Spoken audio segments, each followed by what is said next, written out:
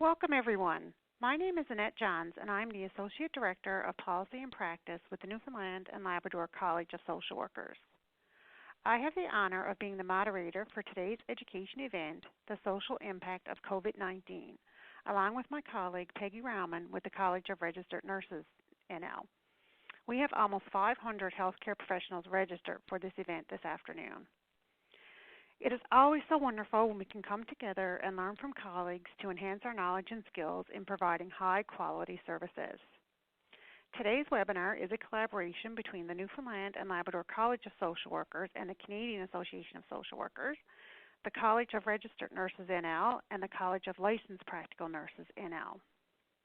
The webinar presentation will be approximately 70 to 75 minutes, followed by a question and answer period that Peggy and I will moderate. Please note that all the details you need, like how to access the presentation slide decks and other housekeeping information, is under the Announcement and Housekeeping widget. All the widgets can be accessed by clicking the blue and white icons at the bottom of your window.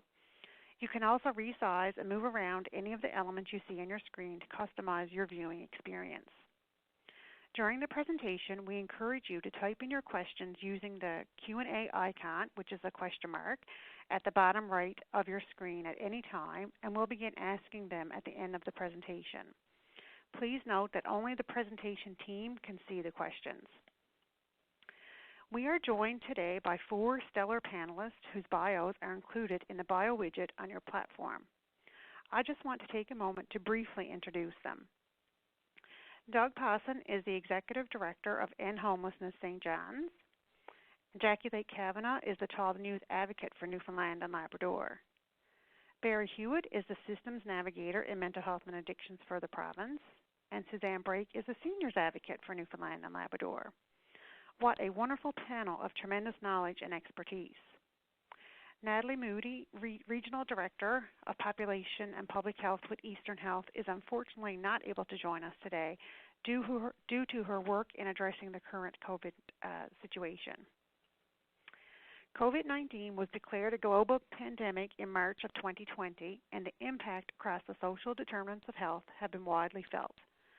The virus has had a rippling impact on the economy and our collective health and social well-being. We have witnessed job losses, social restrictions, interruptions to daily routines, heightened anxieties, and an overall loss of normalcy in our personal and professional lives.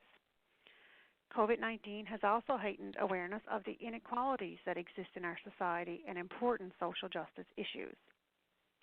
Our vision for the panel this afternoon is to raise awareness of the social impact of COVID-19, how it has affected and continues to impact children and youth, seniors, those living in poverty and experiencing housing challenges, and people's mental health and well-being. Since registration for this event opened, the COVID-19 situation has been rapidly evolving in our province, and this session today is just as relevant, if not more relevant, from when we began the planning. COVID-19 is continuing to impact the lives of individuals, families, groups, and communities in many ways, and our panelists will shine the light on this impact during our time together this afternoon. Many of these issues were certainly prevalent before COVID and were amplified as a result of COVID. So without further ado, I will now pass the virtual podium over to Peggy to begin the panel presentations. Thank you, Annette. That was a wonderful introduction. COVID-19 is certainly having an impact on us all, and I am very much looking forward to the knowledge that will be provided by our speakers and from the discussions at the end of the presentation. So, to begin, I'm going to welcome Doug to come forth as the first panelist presenter. Great. Thanks, Annette. Thanks, Peggy, and thanks to the colleges for convening this session and for inviting myself and Homelessness St. John's to present. So what I'm hoping to highlight through my presentation will be just both our COVID response over the past year, as well as how we think about homelessness and some contributing factors around homelessness, public health, and income insecurity and poverty. So I want to try and create this intersection and interplay between these dynamic forces and how COVID has responded and how we need to continue to think about how we'll respond as a community, as a province, and as a country moving forward. So a bit about End Homelessness St. John's. We work toward a vision in which every resident of our community has a place to call home. And the idea of ending homelessness seems daunting at times, and certainly as a community, as a staff, we feel that on a daily basis. But we chose our name, End Homelessness St. John's, and our tagline, #WeCanEndIt, because we believe we can. We really think that this is an issue that can be solved and resolved. And we love the idea of systems change and working with our community partners and our public system partners to ensure that we can generate better outcomes for all our neighbors, and even if that means working ourselves out of a job, because if we can do that, there'll be better, more pressing and bigger challenges for us to take on. So End Homelessness St. John's exists to prevent and end homelessness in our community. We work collaboratively with our community stakeholders, those working on the front lines, as well as our public system stakeholders who are investing in the community and also providing frontline services to our most vulnerable neighbors. And so we serve as the leader, I guess, in terms of the implementation of our community plan to end homelessness, and through continuation of a coordinated system-wide planning, as well as data and evidence-informed decision-making and data sharing, as well as strategic community investments, we think we can make a stronger dent in how we can support our community and support our provincial public stakeholders in making and decreasing homelessness in our community. So we're governed by a board of directors, as well as an advisory board made up of leaders in our community and leaders within the public system. And together they help influence the day-to-day operations of our organization, as well as how we implement on our community plan and to evaluate how effectively we're implementing that community plan. So what's our role in ending homelessness? So St. John's, and End Homelessness St. John's in particular, is an interesting organization because we're not necessarily frontline, but we're not also government either. And many of you may know that we were a part of the city of St. John's for a number of years and transitioned last spring, just as COVID was hitting, into our own nonprofit. And so we serve as a community entity, and it's a bit of jargon that the federal government has put forth. But what we are is we're one of three community entities around the province of Newfoundland and Labrador. So there's End Homelessness St. John's, there's the town of Grand Falls, Windsor, which serves the rural and remote parts of the province. And then there's the Labrador Friendship Center, which serves as the Indigenous community entity. And together, the three organizations are the ones responsible for administering the federal government's investments through Reaching Home, which is Canada's national homelessness strategy, the federal investments into the community. And we have a really important role in working with the province and local governments and cost matching, but also aligning our strategic directions. So our community plan, where we really look forward to how that aligns with the provincial government's, 3-year action plan under the National Housing Strategy, as well as the City of St. John's Affordable Housing Strategy. So all these plans come together, and what we try to do is find a way to coordinate and systematize those. And that's kind of our role as a system planning organization. So it's kind of a nebulous term, but we have 5 priority areas that we look at when we talk about system planning and system planning entity. So we have 3 action-oriented items. So the first one for us is system coordination. How do we understand what's being invested and supported in the community, and how do we understand how people access those supports, and how do we make it most effective and efficient for the most vulnerable in our community, so those who are at imminent risk of or who are experiencing homelessness. We also have one priority area around knowledge mobilization. So we're integrating a data sharing platform administered by the federal government so we can better understand how folks maneuver between the systems. And that will give us a better insight into gaps and opportunities to influence how folks are getting services at the right time. So essentially a lot of this is get the right supply of resources to meet the demand at play, because we understand drivers and contributors into homelessness are very dynamic and they're not static. And I'll talk a bit about that in a moment. We also have a community investment portfolio. So how do we use our investments to be responsive and agile to meet the needs of those individuals at that moment in time? So for example, one of the programs we currently run is called supported referrals. And so for folks who are receiving supports with community agencies who need to pay off our rental arrears or utility arrears, we can support them if that's going to be a contributing factor for them to experience homelessness. So we need to be responsive, and we need to understand how folks are maneuvering between the system, and then making sure folks have a coordinated entry into it. So that's a bit about system planning at an action-oriented level, but as a nonprofit, End Homelessness St. John's is really well positioned to take on a leadership an advocacy role informed by our advisory board, our board of directors, and broader community, as well as stakeholder engagement, really listening and learning to the community at a local level, provincial level, and national level. So when we talk about homelessness, I think one of the things we talk a lot about within our team is just what is homelessness, and recognizing that it isn't the problem itself. It's a culmination of a social system breakdown. So these breakdowns can be related to health, the economy, intergenerational poverty, and I'll speak a bit about what that looks like in our community towards the end, exploitation, gender-based violence, trauma, colonial oppression, and many more. These are factors and contributors that serve as pathways into homelessness. So as important as it is to recognize that, we also recognize that the opposite of homelessness isn't just the roof over one's head, it's housing stability and all the factors that contribute to stability, whether it's having resources, skills, or confidence to maintain that housing. That also needs to be thought of as part of the overall strategy.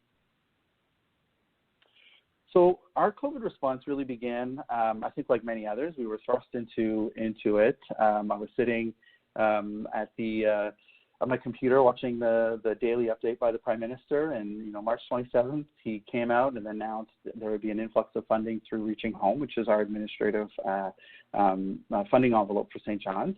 And so we knew we had to jump into action, and we started to work with our board, with our partners, to really understand what are the needs, what's the capacity and occupancy within the shelters right now, what are some of the challenges that people are experiencing. So one of the things we were going to do later in the year, but we just accelerated it because we thought we had a minimal viable product, was launching Home Connect. That's our housing inventory to facilitate private market rental opportunities for folks being served by a community organization. And by summer, we were in full-on operation of a designated hotel site in St. John's for shelter clients who were screening in for testing or who may have been COVID positive. And that was a really important component for us because as we went into the fall, we also supported some other additional areas like food security, working with Food First NL and their emergency food line. So using our federal dollars that was supported by our board and our CAB to support them, as well as 10 community agencies to provide housing stability. But what we've recently done through December and into the winter now is work really closely with Eastern Health, and this has been the product of many, many months of conversations and really a lot of sort of discussion about how do we isolate folks who have substance abuse issues or mental health issues in a safe and secure manner. And so we work with them to create a partnership that integrates harm reduction nurses for the hotel site, and when they're not busy at the hotel site, within the broader shelter community. So these are mobile response harm reduction nurses, and this is a really exciting development for us because what it shows is how important it is to integrate health and all of the services that entails within the housing sector, because housing, our healthcare and housing have such an important role, and I'll show a little bit more about that moving forward here. So we talk about homelessness and public health, and this really came to light with COVID, and we've seen this, sort of come to play through the last year. But many of you may be familiar with some of the research that's emanated from communities around the country, which have looked at folks who are experiencing homelessness. And these are folks who have significant health concerns, right, including morbidity, mortality, acute illnesses, chronic medical conditions, severe mental illness, and substance abuse issues, as well as infectious diseases. So we know stable, secure, and affordable housing are core components of any homeless prevention effort, but recognizing how susceptible folks who are at the street level or experiencing homelessness, how important health and health services are, as well as income supports and income support programs, social assistance programs are to be paired with housing. So housing, health, income supports as core components if we're going to see an end to homelessness. So just a bit about homelessness in St. John's. This data was taken from our point-in-time count in 2018, and we were slated to do this last year in March, but COVID hit and we had to postpone. But really, this is just an exercise in enumerating folks who are experiencing homelessness in the community. And so our community has a very unique look. Many folks reside in emergency shelters as part of that housing continuum, but I think it's really important to highlight, especially for this group here, is the important role of public institutions like hospitals and correctional facilities, where people who enter those may identify as experiencing homelessness and then are subsequently discharged back into homelessness. And there's a revolving door there that that we need to work really closely with our public system partners to shore up, because we have an opportunity there to really take stock of who's entering and who's exiting those systems. So in 2018, just a little bit of information, regardless of age, what we saw is almost a third of individuals who are experiencing homelessness identifying as becoming homeless for the first time due to conflict with parent and guardian. Now, we don't get into the source of why that conflict happened, but there's a lot of contributing factors, including mental health, substance abuse, income insecurity, lack of affordable housing, which are also identified here. When we think about health, poverty, and homelessness, and this is where I think it's important to highlight the role of income and poverty and the ways in which those impact poor health outcomes and homelessness, and how folks who are experiencing those issues during COVID times intersect. So many of the neighbors that identified as being homeless through our PIC count in 2018 were looking for housing, were reliant on income supports. And simply put, and don't think this is a surprise for many on the call, on the conference, is that the amounts provided for shelter allowance and housing supports by income support, our income support programs in our province and across the country, is simply inadequate to maintain housing and housing stability. And compounding that issue is that there's a lack of affordable housing, below market rents, rent subsidies that make housing more affordable and more available across our province. So these continue to pose as barriers to housing. I just want to talk a bit about some concerning trends, because one of the things that we saw coming out of the spring last year was when we saw these emergency income support programs developed by the feds, like the CERB, for example. What we saw was really an income stabilizer, but what we've seen leading up from 2012 to 2017 using data from community counts is that the growth of low-income prevalence throughout St. John's is almost a fifth of all the people living in the community. And this is really concerning, especially when we see folks, from 18 to 44, people who are now the next generation coming back into poverty, and that's perpetuating this intergenerational poverty, trauma, and the poor health outcomes that are attached to that. But where income matters is really important. So looking at that same data, there's all of a sudden a very dramatic reduction in seniors who are experiencing low-income prevalence. So why is that? Well, what we know and what we've seen here is when folks transition from, say, a provincial income support program to OAS and GIS, there's a significant boost in income over what had been otherwise received. So the role of income is really critical in helping shape people's experience with poverty and income security. The challenge here is that we're getting to them too far in life where health outcomes may already be very poor, and where we've missed a really great opportunity to flip that around at the lowest age brackets, those who are just coming into life, coming into adulthood, and still experiencing high rates of poverty.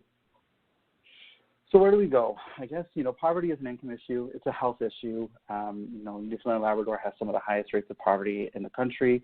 We can look at that as measures by food insecurity or low income rates, and these continue to be perpetuated, and that's why poverty can't be just thought of or as one siloed component within a government department. It needs to take a whole of government approach, and to be honest, I think it really needs a gender-based analysis lens applied to every economic, health, and social policy. Environmental policy, these are things that need that lens to it, because it's young people who continue to perpetuate that intergenerational poverty and all of the effects that brings with it.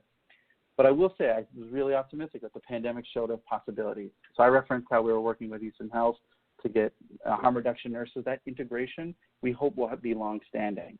But also income. What we saw with the CERB was a reduction in food bank usage in Newfoundland and Labrador, and it did stem a spike in homelessness as well. And what that says to us and me is that predictable and sufficient income really saved a lot of our folks from experiencing the worst from the economic collapse that they could have otherwise experienced. So how do we move forward? For me, I think reimagining our social assistance programs and how we think of income as determinants of health, of poverty, and homelessness is really important.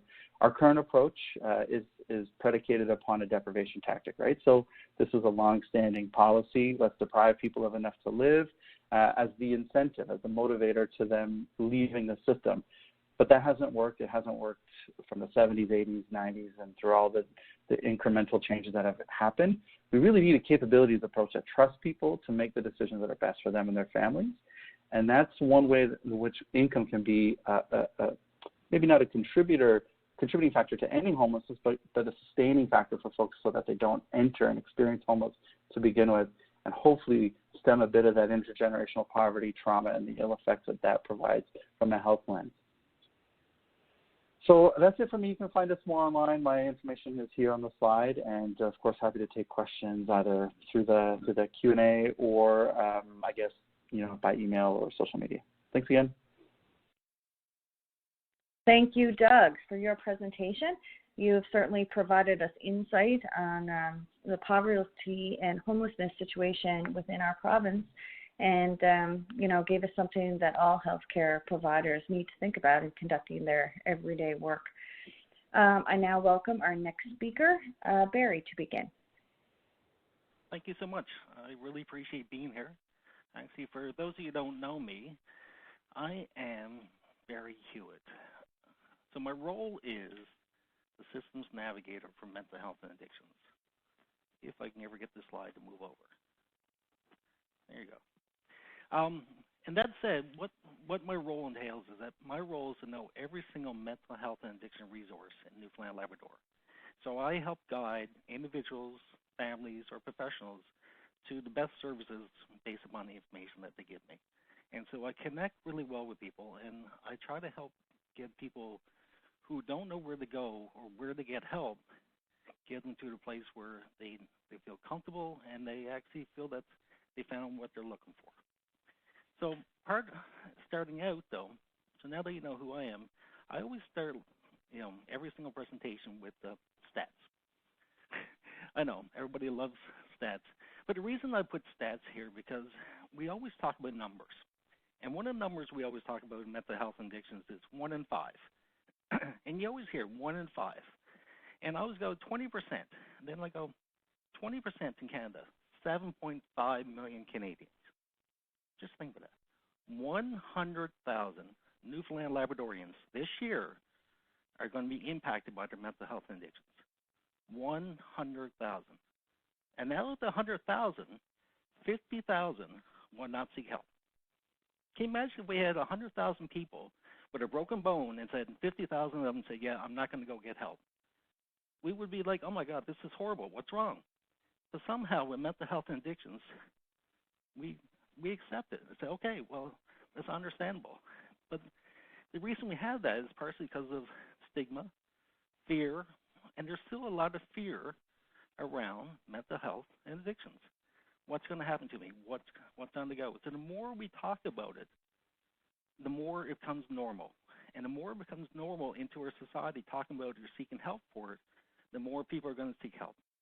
And the more people are going to get well. And the thing is, mental health and addiction doesn't differentiate upon income levels, who you are, intelligence, nothing. It impacts all of us in different ways. So part of my thing today is, number one, just to remind you that we have 100,000 Newfoundland Labradorians right now impacted by mental health and addiction. And chances are you know individuals and maybe you. So part of my role today is to guide you through some things that you can do right now to get help. Where can I get help? And more importantly, at the end of all this, if I don't know where to get help, then I'll call Barry. And it's about as simple as that. So starting out, like I said, I get the numbers here and all that, but it's more about identifying that there's a lot of people and we need to take care of that. And all of a sudden, so we have people with mental health and addiction issues, and then COVID comes along. And as soon as COVID happened, everybody's routine changes. And what we do for our mental health and all of that, all of a sudden that changed. How do I cope? And all this uncertainty. And there's like even this year, last year when it first came, we didn't know what to expect. And everything was fear. And oh my God. And now that we know it's in the province again, all of a sudden the anxiety can be felt. We're in lockdown again. Oh my God, what's going to happen to me? And you can feel the pressure people are having. And there's someone here, like even 50% of Canadians a reporter worsening mental health issues. 81% of Canadian workers, people who go out and work, similar to you and I, have impacts upon their mental health from this. We're worried, we have anxiety, and when we have this, unfortunately, one of the main coping mechanisms for some people is they drink. You know, as you can see there, 20 to 25% of people have increased alcohol usage. This is how do I cope? You know, because I know as soon as the pandemic, they mentioned it here, the lineups at the liquor store was outrageous. People go, oh my God, how do I adjust with this? And so people are finding different ways to adjust with it. And you have to remember, there's a lot of people impacted because all of a sudden people are now lost their jobs, the children are at home, seniors are not getting out, interacting, young people cannot connect like they used to. So all of the things that we take for normal are no longer normal. And so now our brain, our ability to cope, our emotions are all impacted. And the people who have mental health and addictions, because if you didn't have any starting out with, the people that do have it, they're more seriously impacted by it. Because they can no longer sometimes get to the therapies. They can no longer go to the groups that they're actually having access to.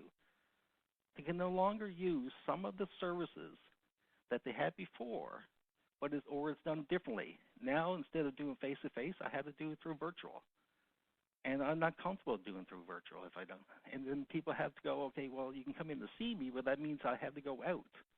And then that creates anxiety. So it's difficult. And also, there's been increases in overdoses because what's out there on the streets and the amount of drugs coming in has changed. The social networks, the social isolation people are encountering has increased. And the other part is the marginalized populations, the ones that are really suffering. So there's fewer places for them to go and be connected. Like, as Doug was talking about, the population of people who are homeless and things like that, all of a sudden now they would just drop into certain places like the gathering place and all that, but a lot of times they can't drop in and hang out anymore. They can't go places where they find comfort and feel connected and everything else. Because one of the biggest parts around mental health and addictions is the lack of connection with people. And when you lose the lack of connection, you feel alone, you feel isolated, and that's when it really begins to worry. And the COVID actually started putting a physical barrier among us to be able to connect. So I just put this out for you. How do you actually feel? And the reason I say this because we're not immune to it. And your life has been changed. How you operate has changed. And so I want you to start paying attention to your own mental health and how to look after it. And so one of the things that, I put here, because everybody, it's funny, 2 years ago, actually a year ago, somebody said the word Zoom, I had no idea what you're talking about. Now I'm here presenting on Zoom burnout. And that says a lot. An increase of 277%. But if you think about it, how many times are we actually sitting and looking at a screen? You get all the pictures, all the faces, people are moving, and it changes, because before we're used to looking at one person. You're in a meeting, you look at one person to the next, all of a sudden now you're being inundated by images flashing at you regularly and all this information, and you're constantly looking at a screen. I hate to tell you this, that's not really good for your health long term. So then it's about how do I adjust? How do I change it? And things like that, because Zoom works really well because it gets a lot of information to a lot of people in a short amount of time. So it's something that we need to adjust right now, and we will continue to use it going forward. But the question is, how can we make sure that you're doing well with your mental health and looking at Zoom? Number one, do you actually have to keep the screen on while you're talking to people? Can you not just use hearing? Because one of the things I do is actually sometimes, I might get in trouble with this, but actually instead of looking at the screen, I'm still listening, but I'll go look at the window.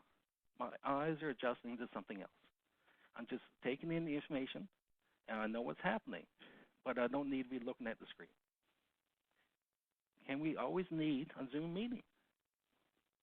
Is there times that you can actually program it so that you're ready, but you can actually put in spaces so that you look after your mental health. And the other part I put there is track how much time you actually spend on Zoom. Are you spending too much time on these meetings? Is there ways that you can actually reduce it? It may not be, because certain critical times mean certain critical things. But if not, sometimes I always ask myself, do I need to be here? Can I get the information some other way? And the other part that's changed through all this, and for some of you that you are able to work at home, and some of you have not. But because I know initially when everybody's saying I'm going to be working from home, everybody's going, whoo, can't wait to go home, that's great. I can do laundry, I can cook meals, this is going to be wonderful, I can hang around in my pajamas. And then all of a sudden you realize, I'm looking after my kids. They're supposed to be trying to go to school. I'm trying to teach them. And at the same time, I'm still supposed to cook. And somehow I'm still trying to do laundry. And I'm in my pajamas for the last 5 days. And this is not good. So part of it is we had this idea of what it's supposed to be like. And we had this thing that, yes, this is going to be wonderful and I can balance it all. But what you realize is all of a sudden work and home blended. And when it blends, then you can't differentiate and separate. And one of the important parts of working from home is finding a way to create it. And it has to be something that you feel that when you walk away, you walk away. Because if you don't, then everything of work stays with you. And for 1 or 2 days, that's one thing. 6 months is a different thing. So you try to create boundaries at work. I work from here to here. I work in a certain place. If I'm not actually in that office or where I'm supposed to be, I do not think about it. And so if you can put a door up, something so you don't actually see it, and so it brings you back into it. Can you actually, remove yourself away from that place for a period of time? And the other part is I'm a true believer getting outdoors. Fresh air is wonders. Exercise outdoors is wonders. It makes you refresh, and it helps you separate from work. And when you're walking, and I can honestly say this, do not think about work. Think about the sunshine, the snow, the rain. It doesn't matter what it is, but just feel something else. Put your head in something else. Put it in a good place where I'm happy this is okay and I'm enjoying what I'm doing. Because if not, then it has longer term impacts. I stole this from someone. I don't know where it is. However, I liked it because what it does is that there's a lot of positive things we can do to look after our mental health. And the thing is, it doesn't involve chemicals or it does not involve electronics on our phone. What it does, it's activities, it's engaging, it's connecting. And that's what we need to do more of to protect ourselves. This, if you do this on a short-term basis, you can see all the different parts of your brain that's going to be activated, and you will feel better. If you've been not feeling well for a period of time, it will take a bit of time to get yourself back to where you want to be.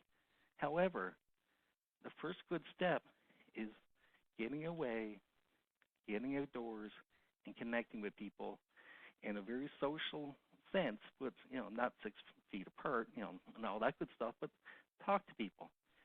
Go for a walk. If you have an animal, take your dog with you. It's this type of things that allows you to feel a sense of connection again. If all this and the means are not working, and I can do all the things I can, and I'm walking the doors and all that, and I'm still struggling, or you know somebody who's struggling, or you have a patient who's struggling, there's different options now for help. And I think I got time to walk you through some of these now. Yeah, actually, number one, doorways. Doorways is meant to be single session counseling. And you heard about it because I'm sure you heard the minister talk about it and all that. Go to doorways. Doorways is meant to be here now. If your brain's all messed up and I'm overwhelmed, I don't know where to go, and I need to talk to someone right now, doorways. Because doorways, you can call today, you have an appointment today, you can talk to someone today.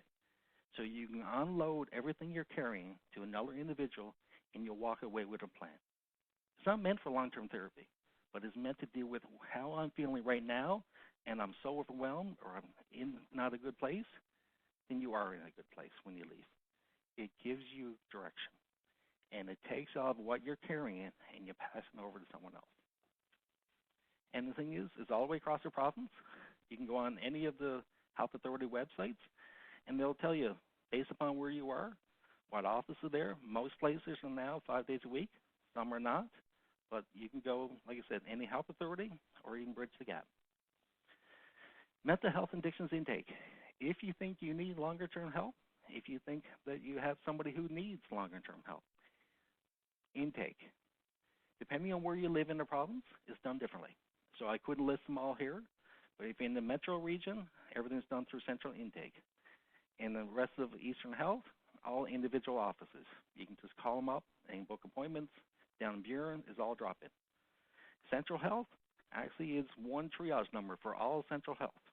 Western Health, all individual offices, you call the one closest to you. They have different arrangements. Same with Lab Granville. Every intake has a purpose, which is about gathering information and connecting you to the right service that's available.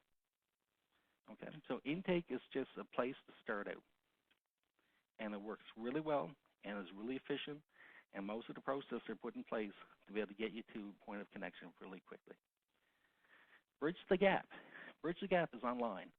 And most people go, well, I don't know about the online therapy and everything else, but the outcomes have shown that people who do online therapy, the outcomes are really no different than face-to-face therapy. It's just a different modem of getting treatment. So it's not better, not worse. The outcomes are the same. Is how would you like it? Because we're all different. And one of the things about Bridge the Gap, there's a lot of resources there. And it's overwhelming how much resources we have in Newfoundland and Labrador.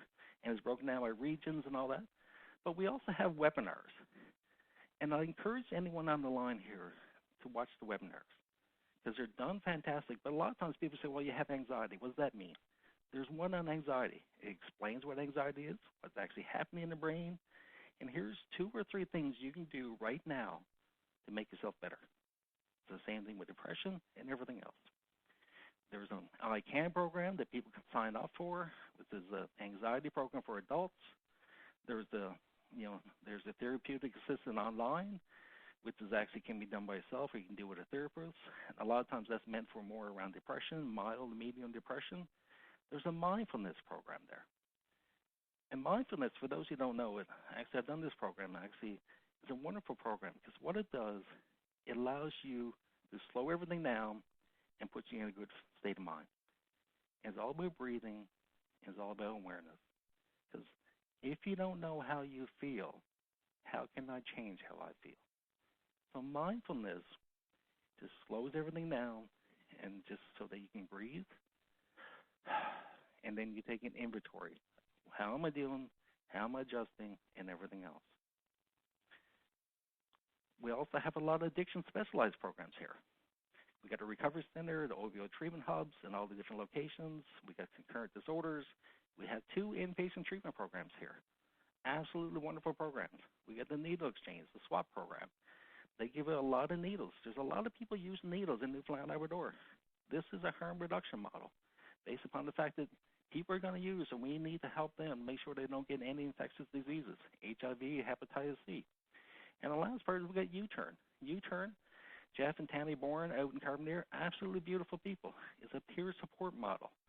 Similar, they do hands-on, but they also do a lot of phone support. People that need support, someone who's actually been there, and they do it from the peer support. So they actually talk to them, connect with them, and they speak on a different level than a therapist would. Actually, it's an amazing number of people I send from St. John's out to Carbonear. Last part, Channel.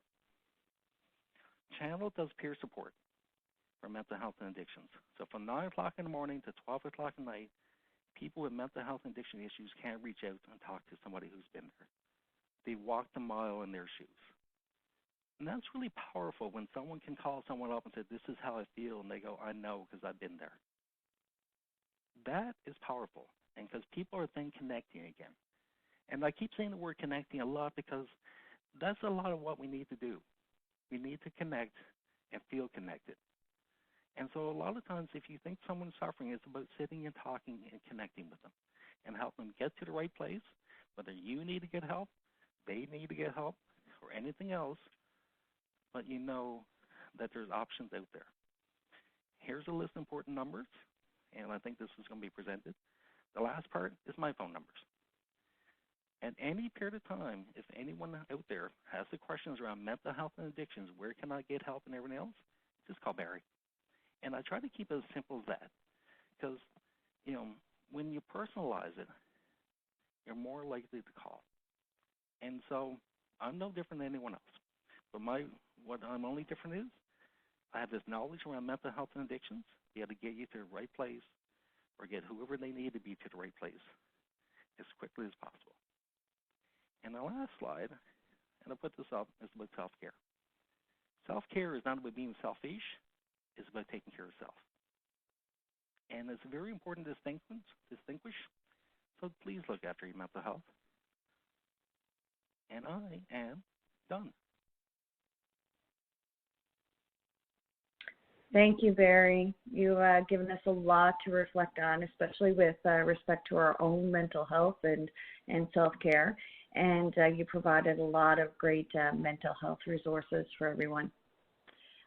So our next speaker is, I'm going to invite Jackie to speak now, and she's going to talk about the impact of COVID-19 on children and youth.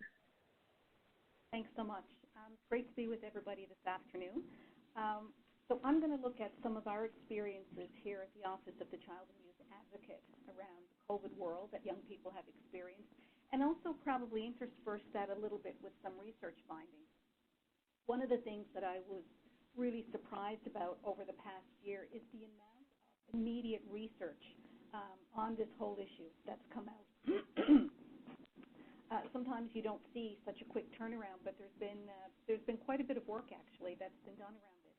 Now, one of the things that I will say right up front is that I know and I recognize that this can be a really hard balance, responding to the needs and rights of children and youth while ensuring safety through all of the public health guidelines. It's really challenging. There's no doubt about it. And I think that there's been a lot of new ground covered in the past year, and there's never been a playbook for this. So it's been evolving as we've moved through the past year.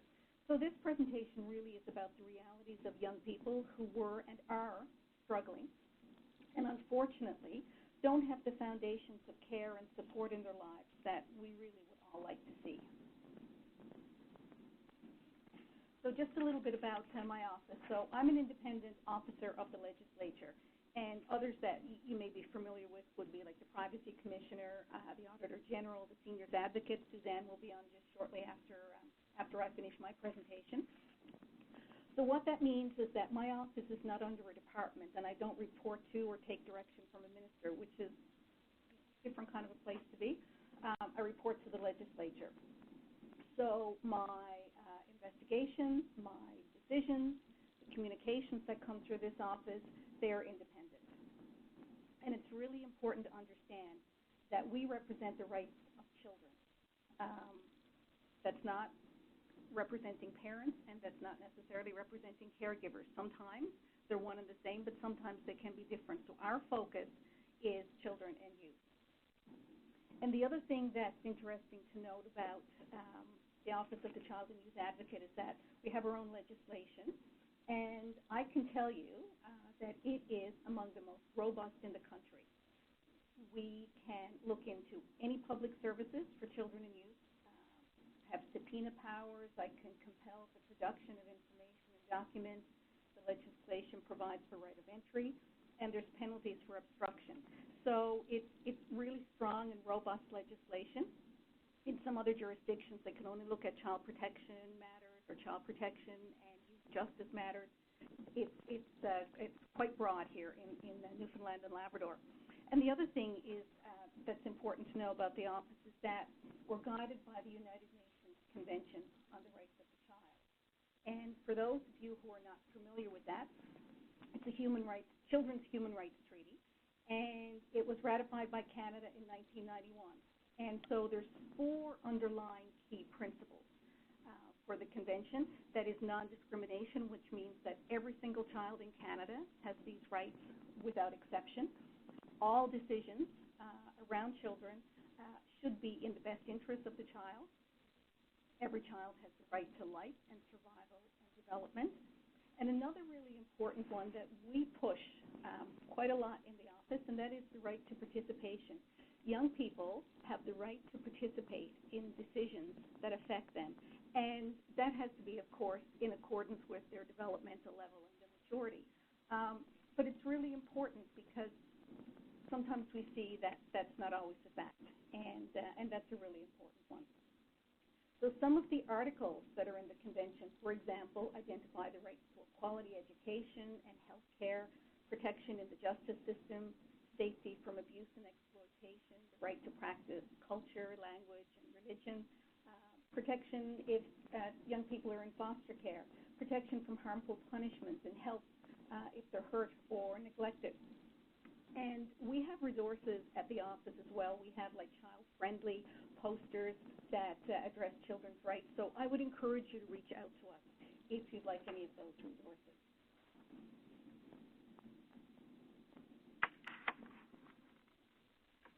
Okay, so in terms of meeting our legislative mandate, we do individual advocacy, and on an annual basis, that is about 600 requests for services that we typically get, and that number is pretty consistent.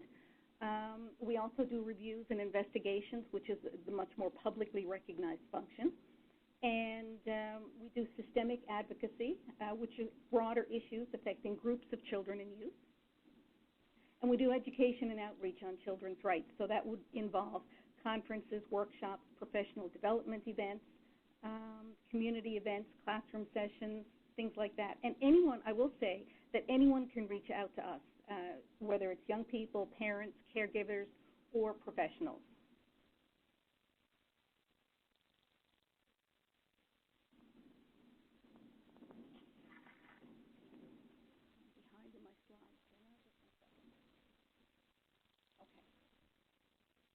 So when we look at what it was like going into the pandemic, we recognize that not all children and youth were on an equal footing. And I think COVID really sharpened our focus on the inequalities and the inequities that children and youth face. We know that some were already separated from their families. We know that some were not in a safe home. We know that some struggled with mental health issues and challenges with accessing services. We know that some were waitlisted for various assessments that were needed for school or to get back into school. And we know that some were in unstable or inadequate housing, or in fact were homeless.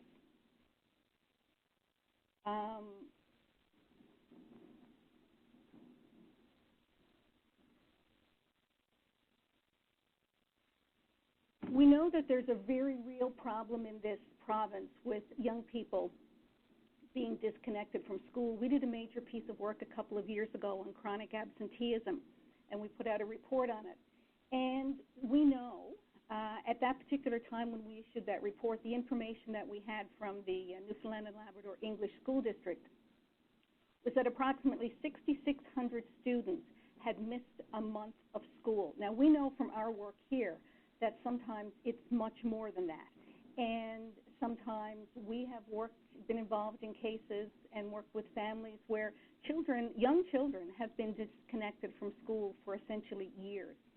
And so when they become disconnected like that, it's really hard to make the reconnect again. They're disconnected from their coursework, from their academics, but also from their friends, from their teachers, from extracurricular activities, and they get out of sync.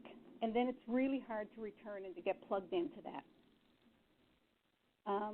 We also know from the research, we did some international research when we did this particular report on chronic absenteeism, and we know that 75% of grade 6 students who are chronically absent won't complete high school. So, the disconnection from school is a very real issue, and it has huge impact for children down the road. We also know that some children and youth going into the pandemic, they didn't have computers or internet access or study space. And I know that the school district has worked really hard to make sure that students will have had and will have devices, and they're developing solutions for internet access. But sometimes something really basic, such as, you know, you're doing your school from home, and you simply don't have study space. You have, you know, small quarters. It's inadequate housing, and it can be very difficult. And if you don't have a space to work from, we know that some children were coming into the pandemic hungry regularly, and we know that schools also served a purpose for that with their breakfast program and their lunch programs. We know that some youth had insecure but really badly needed jobs, and that, you know, of course, many of them worked in the service sector, and that was one of the first ones to go down. So that was really challenging for those young people. We know that some young people had experienced online exploitation. And we have to remember that some Indigenous children and youth already lived in very crowded housing with limited access to health and social programs, or were in care, and they were very far from home.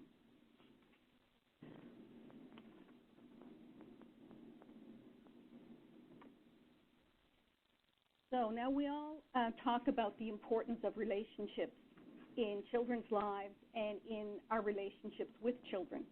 And over this past year, the whole COVID experience has really created a lot of disruption in relationships.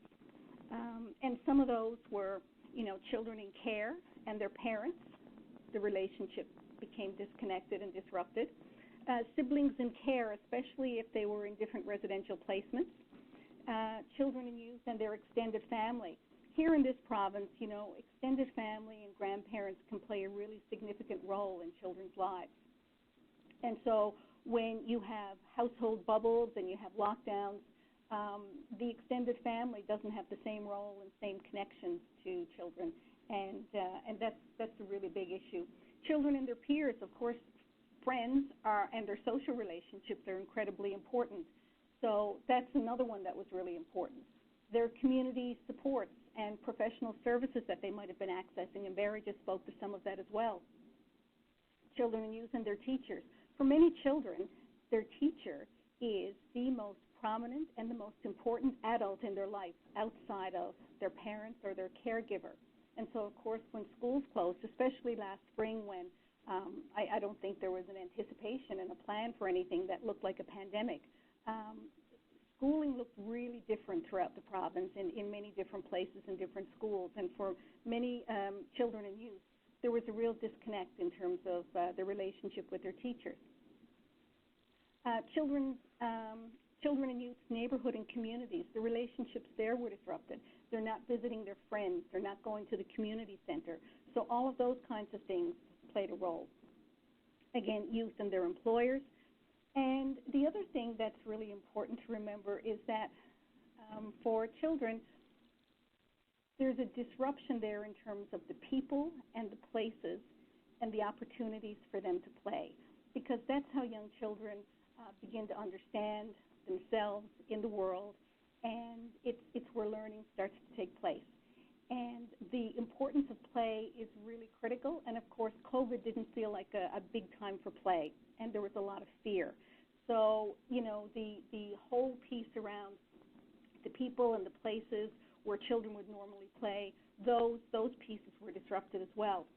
You know, we all understand the importance of relationships in a child's life and how important they are for attachment and the foundations of trust. And the neuroscience these days of brain development is really, really amazing, and it's really powerful. And for any of you who haven't seen it or haven't checked into it, I would really encourage you to just go online and look up Brain Story. It's online learning. It's set up in a series of modules. It's free, and it's really, really incredibly interesting and thought-provoking in terms of children's brain development. And I think one of the things that we have to look at, too, in terms of the whole relationship issue is what impact will that have over the long term? Because when children are fearful and overwhelmed, the safety of a relationship is critically important, and it's where they will be taken care of. So when relationships become disrupted, I think we all need to pause and be open for what that may look like, and what are the things that we can do to try to ensure that there's support for as many healthy, strong relationships in children's lives as possible.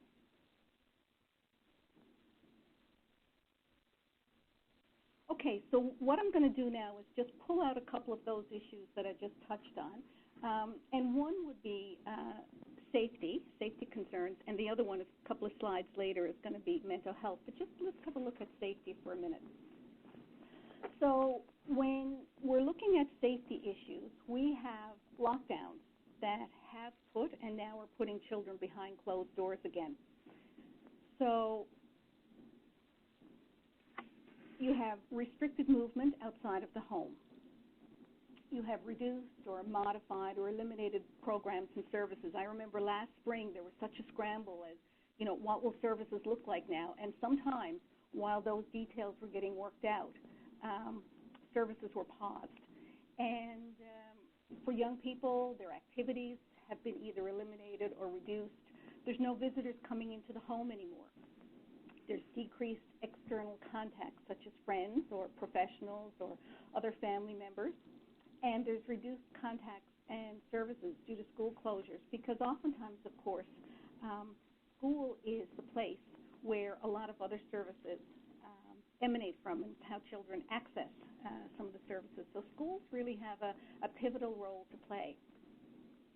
One of the things we know, of course, is that there's increased online exposure for children. And suddenly everyone is online, and for young people, they're vulnerable to their peers in terms of, cyberbullying. We've talked about that for a long time. But the reality now with, such a big uptake in terms of how many people and how many children are online, a lot, there's also increased exposure to adults who would exploit them as well. And online predators know that the population of children and youth online is significantly bigger and on an ongoing basis. So the opportunities are increased. Oftentimes, you have these online predators, and they're very, very opportunistic.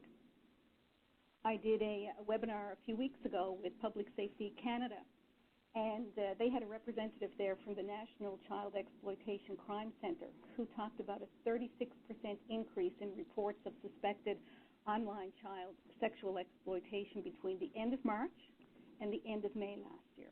So that's really striking.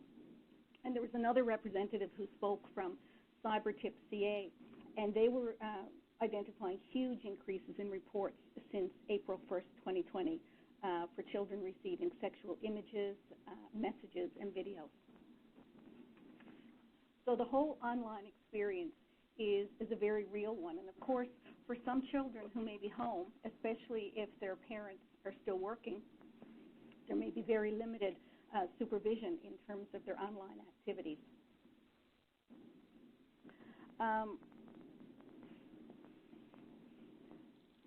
In terms of safety concerns, you also have more isolation in abusive homes. And of course, the isolation is a very big risk factor in terms of abuse. So that's a really serious issue. And what I get concerned about is that when we have these lockdowns, although they're required ultimately for people's safety, there's no eyes on children regularly like there normally is. There's a lot of people who typically will see children, have access to them, and be able to monitor and see how they're doing on an ongoing basis. But when everybody is at home behind closed doors, those eyes have disappeared. So the safety net and the social structures that are in place normally protect children have become weakened. And you get modified responses to complaints. And for me and for our staff here, we get concerned about, for these vulnerable, isolated children, who sees that and who makes that call for them.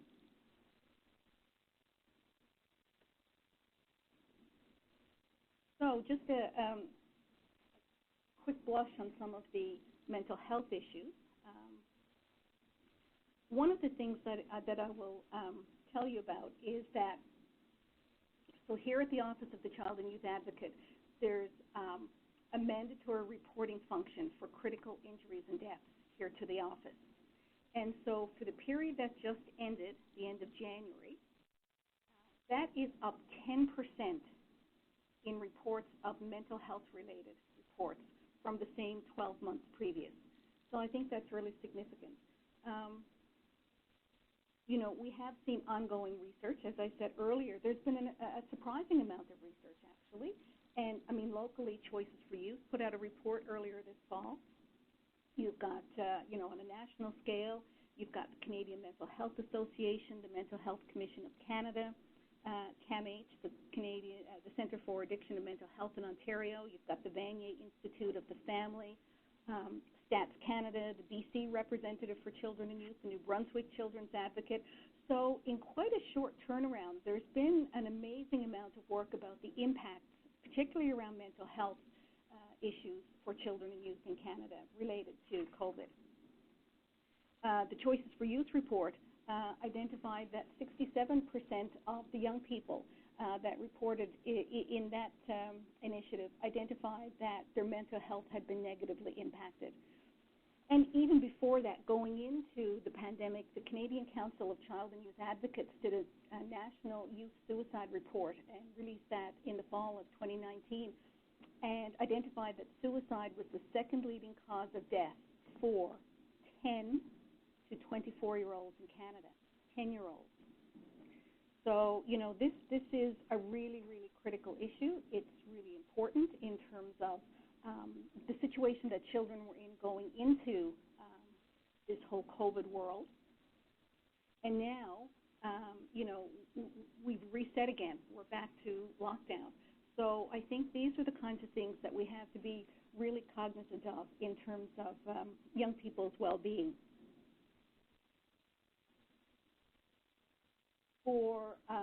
For young people, I mean, they talk about, you know, the uncertainty and the insecurity and the fear associated with a big life disruption like this. For those of us who have been through major events and crises at various points in history and throughout our lives, you know that things change and you move through different kinds of challenges in life. But for a young person, there's no frame of reference for anything like this. So there's often a huge amount of uncertainty and fear with it. They're physically isolated. They're socially isolated. You know, there's research that has shown that there's elevated stress and conflict between parents and their children, between parents and so those are the realities that are going on at home for some people. There's emotional and behavioral changes in children and youth, and for their parents and caregivers as well. You know, there's oftentimes feelings of sadness, sometimes depression, anxiety, and grief. And we can't forget that for some young people, you know, we've had deaths in this province. We've had people who have been seriously ill. We've had people with prolonged hospitalizations. So the anxiety around that is real, and the grief or the anticipated grief is very real for people. And it's something, again, there's no frame of reference in the young person's history, so it's a real challenge in terms of mental health issues. One of the other things, too, that we know with all the kinds of events that are unfolding now in young people's lives, they may compound existing mental health issues, and also they compound the adverse childhood experiences. And we know that when they become cumulative, you know, they can be really negative in a child's life and for the future. And the other thing that we're seeing, and I'm sure many of you have as well, is that there are mental health issues arising in young people who have had no previous history. So this is proving to be a really, really challenging experience and a challenging time in their lives. The other thing, too, and I would imagine most of you have had this conversation, if not all of you. I know I certainly have had. And it's the stress and anxiety that comes along with this intense media coverage that we have and all of the constant conversations about COVID. Now, we can put some of that in context. We can put a news report today in the context of something from last week or last month or last year, or other research that we've read, or conversations that we're having, occupational health and safety, provisions at work that, may mitigate some risk. But for young people, it's really overwhelming, and they don't have that context and the broader discussion to have. So that constant discussion about COVID and the and media reports that are sometimes really, really frightening, I think that, that has created significant stress and anxiety for young people. Okay. So the other thing that we have seen as well is the children of rotational and first response workers have been targeted, which is really, really unfortunate. And I'm so pleased to see, Dr. Fitzgerald's regular commentary about COVID to address issues of being kind to each other. And I think that's really, really important.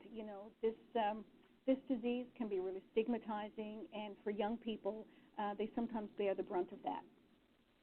There's significant anxiety about the ordinary day-to-day things, about school, about graduating, about their jobs, about their family safety, and about housing. And without stable housing, you really have no ability to control your environment. And social distancing, for example, couch surfing becomes incredibly difficult if that's the way you've been getting through. Looking for a room or an apartment is really difficult when you're in lockdown. And people don't want strangers coming into their space. And of course, families sharing crowded accommodations are at higher risk because of their proximity. So that's a really concrete example of how poverty impacts children's health. Access to services over the past year has been sometimes eliminated, sometimes reduced, and sometimes modified. And Barry just spoke to that as well. Different strokes for different folks. Some people may adjust really well to online access, and some people need that in-person contact. And, in terms of virtual supports, I'll just make a couple of points on that. One is the whole issue of accessibility. Some young people are not going to have access, won't be able to connect, don't have a device. And the other piece that's really important is even if they do, if they're on lockdown and if they're in their home, will they have the privacy to be able to have a conversation with their counselor or support person? And sometimes that's a real struggle.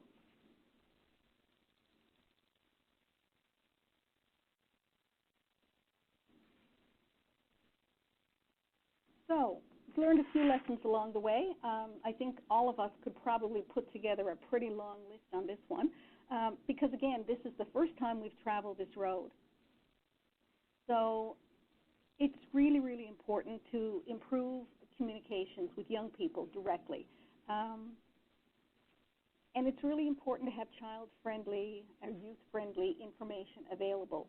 And, ask them about their experiences and their perceptions, because what they can tell you now may be very different than they would have told you perhaps a year or more ago.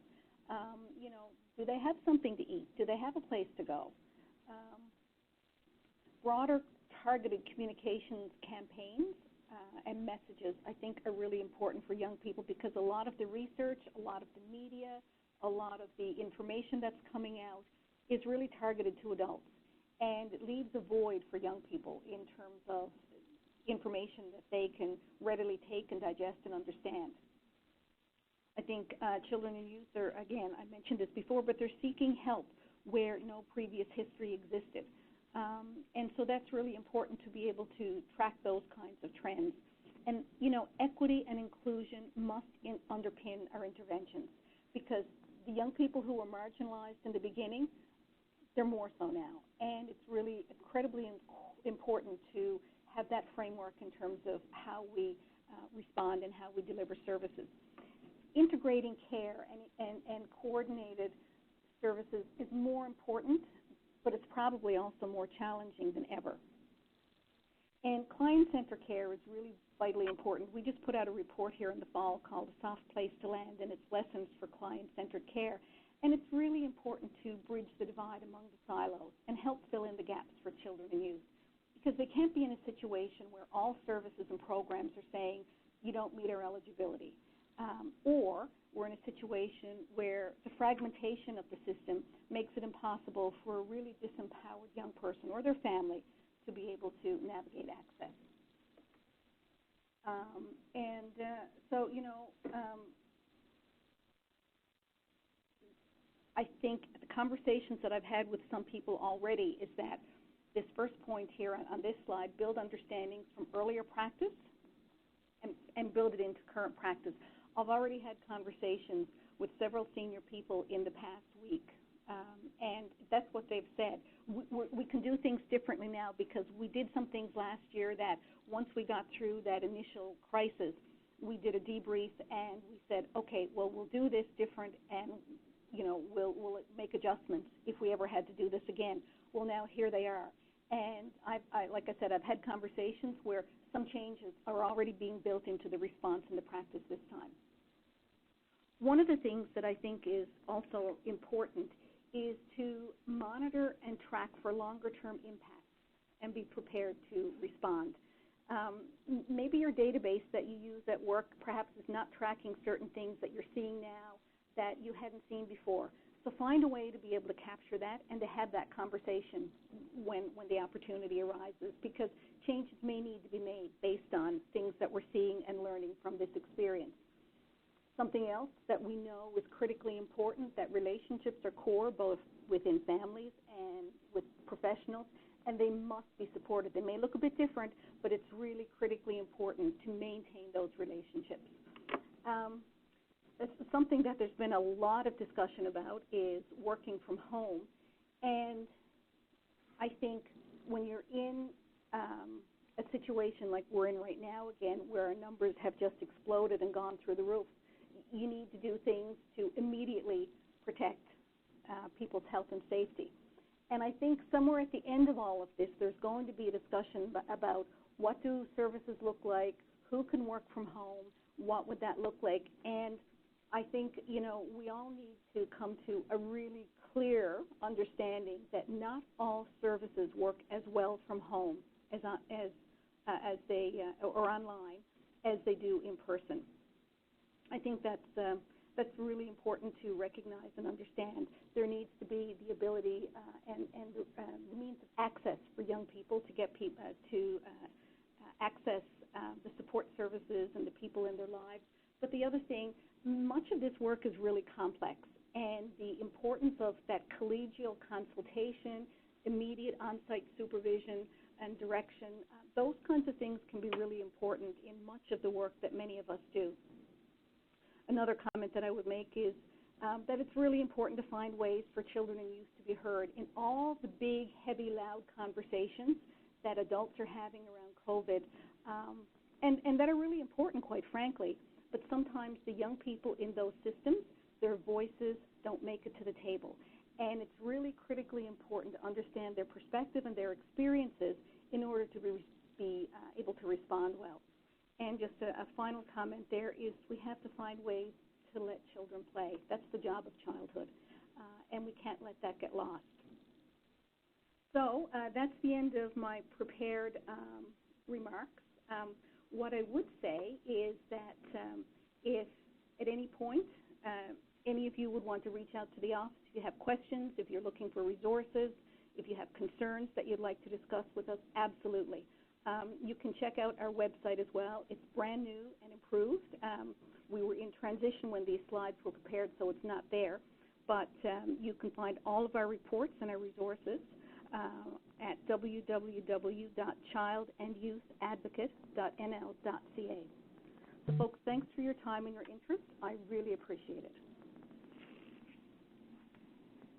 Thank you, Jackie. Recognizing the impact that COVID-19 has on children and youth in this province is important for all healthcare professionals. And it's important for all healthcare professionals to consider in their work. So I would like to now welcome our final panelist today, Susan, and she's going to speak about the impact COVID-19 has on seniors in our province. Hi, this is Suzanne Brake. thank you so much for the previous three speakers and the very interesting information that you've all provided to us, and some very thought-provoking information and suggestions. I always learn something new, and I certainly learned new things today. Although I will say that in terms of mental health, it's awfully hard not to always be thinking about work, even when you're out walking around. But I will certainly take that to heart and try my best not to be thinking about those kinds of things. My position is the seniors advocate for the province, and I often say to people that there are many seniors advocates out there because there's much work that still needs to be done. And so I'm always interested and very eager to hear the voices of all those people who have ideas and suggestions around how we can make life better for all the citizens in our province, you know, including seniors, because that's essentially what they want, is to be included. Just very briefly, my work is guided by the Seniors Advocate Act. It's a fairly new act, the first one in Newfoundland and Labrador, the first Seniors Advocates Act in Newfoundland and Labrador. In July of 2017, the act and regulations were proclaimed, and then in November 7th of 2017 was my appointment as the inaugural advocate. Like the Child and Youth Advocate, it reports directly. It's a statutory office, and it reports directly to the House of Assembly, and it is an independent office. And certainly we have all kinds of responsibilities, including under the Transparency and Accountability Act, those responsibilities which are identified with Level 3 entities.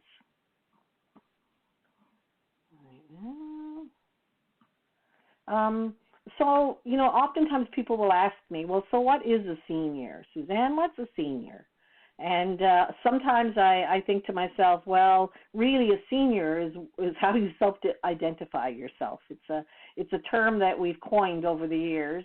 Oftentimes it's been associated with those who are 65 years and older, because then, of course, you'd be eligible for the old age pension. Just think about that language that we've been using, and when I talk about ageism in a second, you might want to think about what that actually means. But for the purposes of the Act, it's those people who are 65 years or older, but also those who may be less than 65 years old, but receiving what may be considered to be senior services.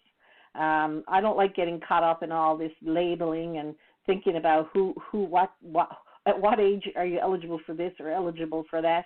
But to be honest with you, our system is set up in such a way that, in fact, that is necessary. I mean, there are programs and services that you can receive if you're under 65, and those that when you're 65, you're either not eligible for them, or there are other things that you may be eligible for. So while I'm the kind of person who, you know, really believes and supports having services and programs that are based on need or assessed need, et cetera, we still are caught up in years and age. So seniors services, what does that mean? It means those kinds of things, those programs, those services, those systems of support, and those are further described in our regulations, which you can easily go online and read all of those kinds of things. So I'm not going to get into that now, but they're all related to 5 specific areas, and those are healthcare, personal care, housing, transportation, or finances. And these are not just distinct entities, they're very interconnected, very interrelated, and certainly as you go through the lifespan, you know that these are all issues and concerns which impact people, especially those people who require greater assistance and support, etc. So as one grows older, one sees the impacts of poverty and of lack of housing, and as Doug was mentioning, and all those kinds of things. There's no big contest here between groups of people, because we know that there is an impact all through the lifespan.